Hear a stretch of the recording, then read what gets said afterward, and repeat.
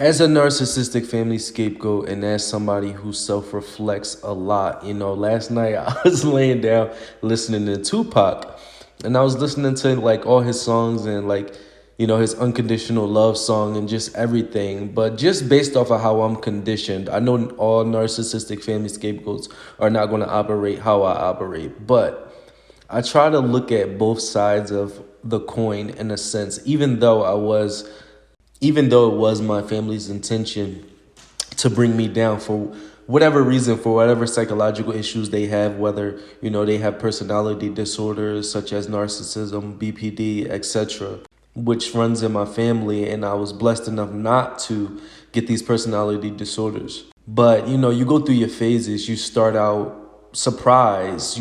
Everybody probably went through their phase differently. I was surprised. I was angry. I went back to being surprised. And I was talking about spreading love. And, you just go through so many different phases trying to cope with this.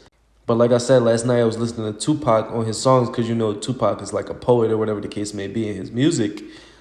And sometimes it's hard for me to really grasp the thought of that any of this is real, especially waking up to narcissism in general.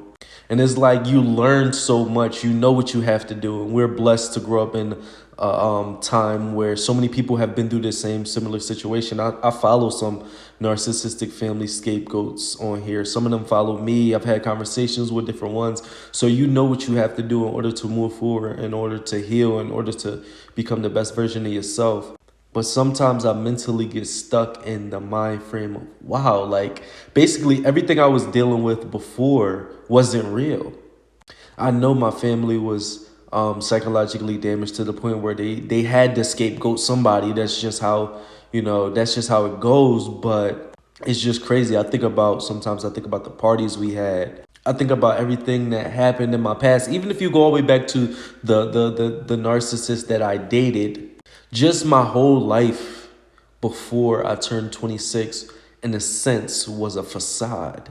And it's almost like when you put so much energy into that life and you become who you become based off of being that scapegoat, and then I step out of that and now it's time for me to let all of that go. It's like you got to let it go in layers and layers and layers while listening to Tupac.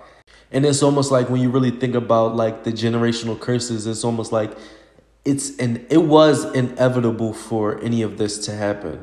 So all I can do is just like continue to work on myself, but then also spread love to those who have been through similar situations that I've been through.